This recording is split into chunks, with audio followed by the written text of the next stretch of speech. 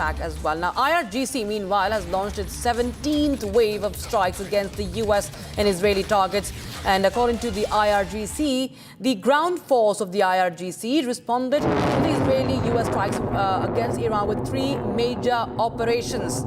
Announcing another phase of Operation True Promise 4 today, IRGC's PR says that immediately after the joint Israeli-US strikes, its ground forces launched more than 230 assault drones towards targets in the occupied land of the US bases in the region.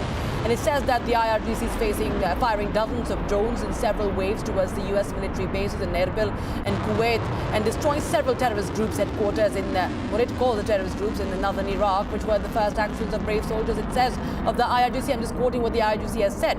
And the IRGC also goes on to say that a fresh wave of Iranian retaliatory strikes has crippled a major US airbase in Bahrain, with strikes destroying the command centers.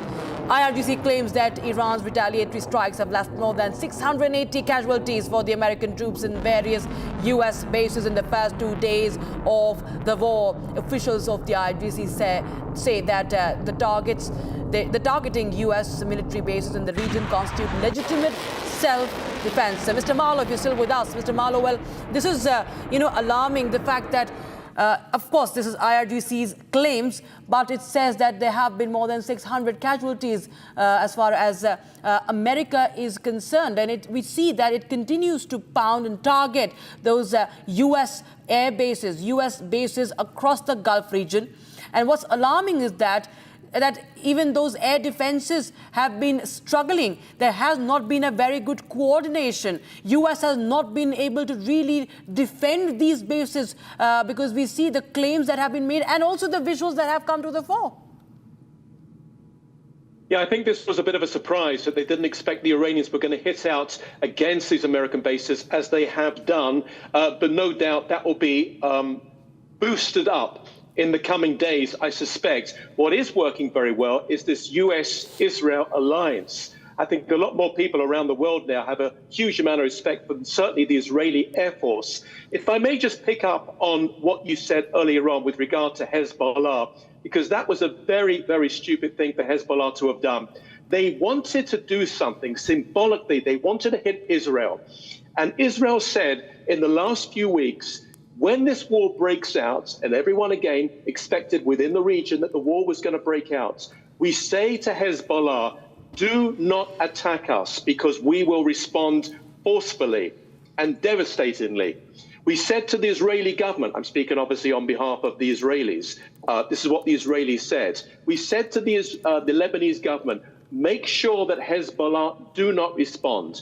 Now, Hezbollah, of course, were hit very, very badly during the war, the 2-year war, which initially was started off by Hamas and Islamic Jihad and all of their proxies, and then Hezbollah joined in. But nevertheless, Hezbollah just felt, because of its ideology, because of its religious brainwashing from the Shiite focus, it had to do something. So what it did was it fired 6 missiles, just 6 missiles, into northern Israel. It landed in open areas.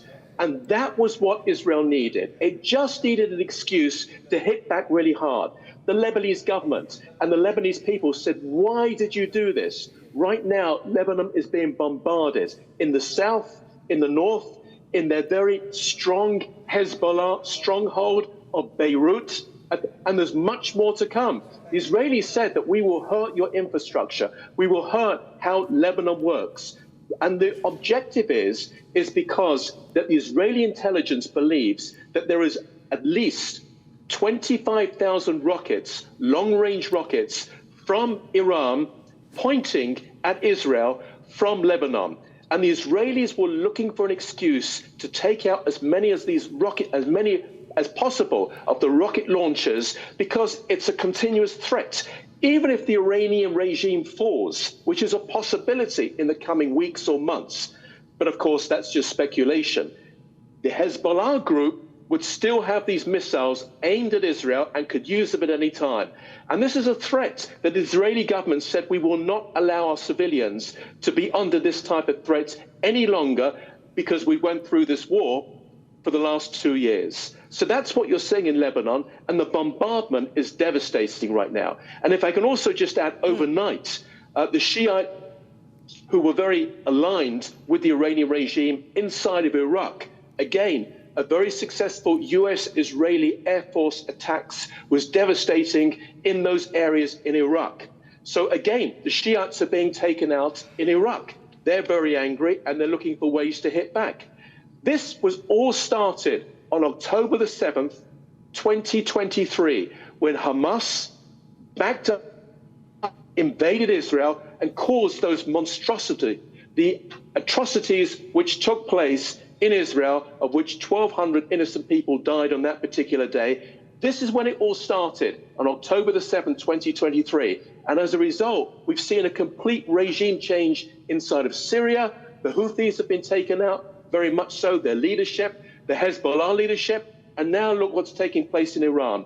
And all of this because Iran was focused so much on the destruction of Israel, and its proxies were actually doing the job for them. Look how everything has changed over right now, 2 years later. It's unbelievable. Right. So, Mr. Malo, as you said, it's a long-drawn conflict between Iranian proxies and Israel. It has been going on since past a few years, and now we're looking at Hezbollah becoming more and more active as the war in West Asia is also escalating. Thank you, Mr. Malo, for joining us on Republic and sharing all your crucial inputs. Now, viewers, shifting focus, the Jammu and Kashmir police have busted a gang of heroin smugglers and recovered a Pakistani-made pistol. In a week-long operation, the police have now successfully recovered 600 grams of heroin worth over ₹3 crore and